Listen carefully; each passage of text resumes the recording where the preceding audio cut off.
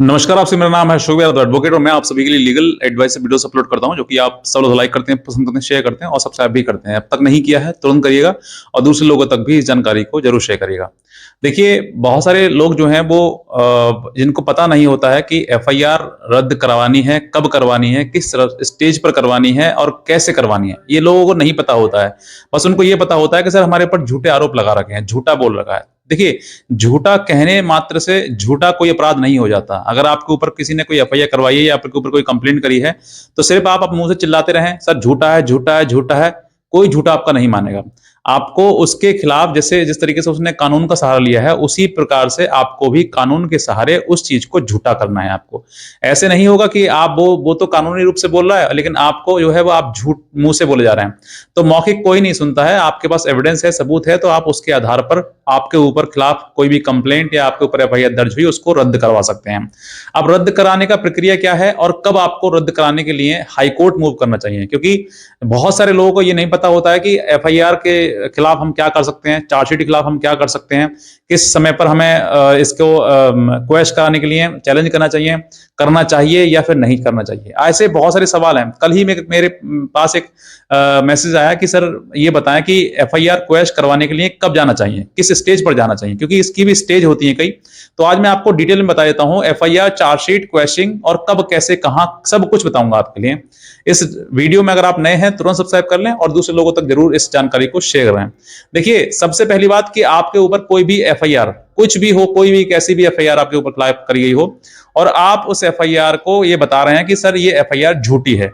तो आप एफआईआर झूठी है सिर्फ मात्र इतना कहने से कोई एफआईआर झूठी नहीं हो जाती है। अगर आपके पास कोई एविडेंस है उसके संबंध में, कोई एफआईआर में आपका नाम लिखवा दिया और आप उस स्थान पर मौजूद ही नहीं है या उस घटना पर मौजूद ही नहीं है, इसका मतलब कंप्लीटली ये फॉल्स एलिगेशन लगाए गए हैं, फॉल्स एफआईआर आपके ऊपर करी गई है। अब इस इतनी ही सी बात को कहते हुए कि जिस समय पर एफआईआर लिखाई गई है या जहां पर जिस एफआईआर मेरा नाम दिया गया है मैं उस स्थान पर वहां पर था ही नहीं, तो ये बात आपको प्रूफ करनी पड़ेगी, क्योंकि एविडेंस एक्ट में जो है बर्डन ऑफ प्रूफ डिसाइड किया गया कि कौन सी बात किस व्यक्ति को प्रूफ करनी है और किसके ऊपर बर्डन ऑफ प्रूफ रहेगा। तो यहां पर अगर आपके खिलाफ कोई एफआईआर हुई है तो बर्डन ऑफ प्रूफ जो है वो अगर आप क्वेश्चन में जाते हैं तो वो आपके ऊपर रहेगा कि आपको बताना है कि आप उस स्थान पर थे या नहीं थे। अब मान लीजिए आपने बताया कि सर जहां पर एफआईआर हुई है या घटना बताई गई है वहां पर मैं था ही नहीं, आप किसी शादी में थे या किसी ऑफिस में थे या कहीं गवर्नमेंट जॉब में थे, वहां पर आप बता रहे हैं सर मैं वहां पर था, तो वहां की आप अटेंडेंस की जो शीट होती है उस शीट की कॉपी, या किसी शादी समारोह में थे तो वहां पर कोई वीडियो ऑडियो कुछ बना हो गया उसकी कॉपी, या फिर कहीं किसी आप दफ्तर में थे, ऑफिस में थे, तो वहां का सीसीटीवी कैमरा फुटेज, ये सब कुछ एविडेंस होता है। इस एविडेंस के आधार पर अगर आपके कुछ एफआईआर कुछ बनाई गई है आपके खिलाफ या नाम जानबूझ के लिखाया गया है, तो इस आधार पर आप सेक्शन 482 के तहत, जो सीआरपीसी के तहत, आप हाई कोर्ट में मूव कर सकते हैं और इसी आधार पर आप अपनी एफआईआर को क्वैश करवा सकते हैं। अब देखिए, आपने ये बताई, मैंने बताई कि कुछ लोग ये बताओ सर एफआईआर जाना चाहिए या चार्जशीट पर जाना चाहिए, क्योंकि एफआईआर और चार्जशीट दोनों भिन्न हैं, यानी कि दोनों एक दूसरे का हिस्सा है। पहले एफआईआर दर्ज होती है, उसके बाद इन्वेस्टिगेशन होती है और इन्वेस्टिगेशन होने के बाद उसका जो पार्ट होता है वो चार्जशीट हो जाता है। अब चार्जशीट के टाइम पर हमें जाना चाहिए या फिर एफआईआर के, या फिर हमने कोर्ट में जमानत करा ली है उसके बाद हमें हाई कोर्ट जाना चाहिए, या फिर हम ट्रायल लड़ रहे हैं, हमने डिस्चार्ज एप्लीकेशन मूव करी है उस समय पर हमें हाई कोर्ट जाना चाहिए। कई स्टेज हैं जहां पर आपको मतलब जो है हाई कोर्ट मूव करना चाहिए एफआईआर क्वैश कराने के लिए। अब कारण क्या है, कहां पर आपने जाना चाहिए? देखिए, अगर एफआईआर हुई है तो फिर अगर बेलेबल ऑफेंस है तो कोई बात है ही नहीं, तो फिर तो आपको सीधे बेल मिल जाएगी और आप बात जाइए। लेकिन यहां पर नॉन बेलेबल ऑफेंस भी होते हैं जिसमें कि 7 साल तक की सजा का प्रावधान है, मतलब प्रोसीजर जो है अकॉर्डिंग प्रोसीजर, अगर आपके ऊपर एफआईआर कोई हुई है उसमें ऐसा कोई सेक्शन नहीं लगा हुआ है जिसमें 7 साल तक से ऊपर, मतलब 7 साल से ऊपर की सजा है, तो आप थाने से ही आपको जमानत मिल जाती है। इसमें सेक्शन 41 सीआरपीसी का नोटिस आपको रिसीव करा दिया जाएगा और उसी के आधार पर आपको वहीं से बेल मिल जाएगी, यानी कि आपको बेल का अधिकार मिल गया। और अब आपको क्या है, जो इन्वेस्टिगेशन होगा उसमें प्रॉपर आपको सहयोग करना है, अपना जो मतलब आप अपना कहना चाहते हैं, अपने द्वारा जो भी बात कहना चाहते हैं, वो अपनी बात अपने आईओ को बताएं, इन्वेस्टिगेटर ऑफिसर को बताएं। वो उस चीज को बनाते हुए या चार्जशीट लाएगा या फिर एफआईआर लगा देगा। अगर वहीं पर आपने अपनी बात को प्रूफ कर दिया, यानी कि जो भी है, जैसे मैंने कहा था कि सर जिस समय घटना हुई थी उस समय मैं था ही नहीं उस समय पर, तो वहां का क्या, जहां आप थे वहां का क्या आपके पास रिकॉर्ड है, क्या आपके पास में एविडेंस है, तो उस एविडेंस को अपने आईओ को दें यहीं पर नीचे ही, और यहीं पर वो एफआईआर लगा खत्म कर देगा। ये उसके पास पावर है आईओ के पास। और इन केस नहीं होता है तब आपको हाई कोर्ट मूव करना चाहिए, यानी कि एफआईआर हो गई, उसके बाद चार्जशीट होने के बाद, चार्जशीट जब होगी तो उसमें आपको पता लग जाएगा कि मेरे को ऊपर एलिगेशन लगाया है या फिर नहीं लगाया है, तब आपको हाई कोर्ट मूव करना चाहिए। अब इसमें मान लीजिए एक स्टेज तो ये हो गई कि वहां आपको मूव करना चाहिए और वहां पर क्वेश्चन डालने चाहिए आपको। अब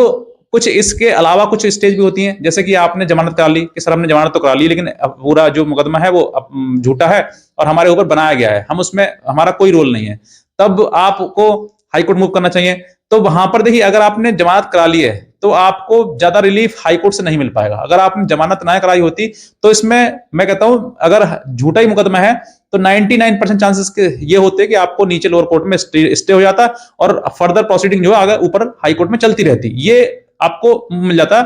मतलब रिलीफ मिल जाता। लेकिन अब जब आपने बेल कराई ली है तो आपको क्या करना है, फिर ट्रायल लड़ लीजिए, नीचे जो होगा आपको लास्ट में रिजल्ट आ ही जाएगा। तो एक तो ये तरीका है। दूसरा, डिस्चार्ज पिटीशन डाल देते हैं कुछ, सर हमें डिस्चार्ज कर दिया है, डिस्चार्ज करने के लिए डिस्चार्ज पिटीशन डालता हूं मैं, तो क्या मैं अलाउ हो जाएगी। देखिए, discharge petition court mostly allow नहीं करता है। कारण उसका पीछे क्या है, क्योंकि एक तो उसको मतलब दूसरे पार्टी को मौका नहीं दिया कि अपनी बात को प्रूफ करने के लिए, तो कोर्ट जो है, और आपके पास ऐसा कोई स्ट्रॉन्ग ग्राउंड होता नहीं है जिस आधार पर आपको डिस्चार्ज कर दिया जाए, तो इसीलिए कोर्ट जो है वो आपको डिस्चार्ज नहीं कर दिया। अब डिस्चार्ज पिटीशन उठा के आप सीधे हाईकोर्ट जाएंगे तो वो भी हाईकोर्ट जो है आपको कहीं ना कहीं ये डायरेक्शन कर देगी कि लोअर कोर्ट में आपका वो ट्रायल चल रहा है, उसको पहले फेस करिए, उसके बाद आप आइएगा। तो आपको मतलब कॉमनली जो है कि बेल से पहले जाना चाहिए। मतलब जैसे एफआईआर हुई, एफआईआर में अगर 7 साल तक का अपराध है आपके ऊपर,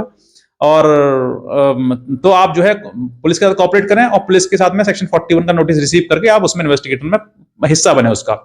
और अगर मान लीजिए पूरा आपको झूठा है और आप एफआईआर भी पुलिस के पास जाना ही नहीं चाहते हैं, तब भी आप हाईकोर्ट में आपको पास राइट है। हाईकोर्ट अगर 7 साल तक का ऑफेंस है तो हाईकोर्ट भी आपको ये इन्वेस्टिगेट ये दे देगा, ऑर्डर कर देगा कि भाई जो है आप जो है नीचे जाइए थाने में, और थाने में कोई भी आपके खिलाफ कोई एक्शन नहीं लिया जाएगा, आपको अरेस्ट नहीं किया जाएगा, आपको सेक्शन 41 का नोटिस रिसीव कराया जाए। ये आदेश जो हाईकोर्ट से मिल जाएगा, और उसके बाद जो है आपको फिर इन्वेस्टिगेशन, मतलब घुमा फिरा के बात वहीं आ गई कि इन्वेस्टिगेशन ऑफिसर को ही आपको बात करनी पड़ेगी। अगर चार्जशीट लग गई और कोर्ट मैटर चला गया तो कोर्ट हो सकता है कि ऑन हाईकोर्ट अगर आप जाते हैं यहाँ पर चार्जशीट के लिए, तो हो सकता है कि आपको स्टे भी मिल जाए, हो सकता है क्वैश भी हो जाए, और हो सकता है कि आप दोनों का मीडिएशन करा के वहीं पर बात खत्म भी कर दी जाए। कुछ भी हो सकता है ये, क्योंकि हाईकोर्ट के पास असीमित पावर है, वो कुछ भी उनके पास अधिकार है, वो कुछ भी आपके पास ऑर्डर कर सकते हैं जो भी आपके प्रति न्याय हित में होगा।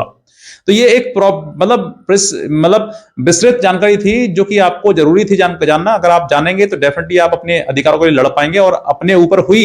झूठी एफआईआर को आप रद्द करा पाएंगे। ये एक जानकारी थी। बाकी और भी कोई अगर आप जानकारी चाहते हैं, लीगल हेल्प अगर हमसे चाहते हैं, तो आप हमारे दिए हुए नंबर पर हमें संपर्क कर सकते हैं, हमारी लीगल हेल्प ले सकते हैं। आज का वीडियो देखने आपसे बहुत धन्यवाद।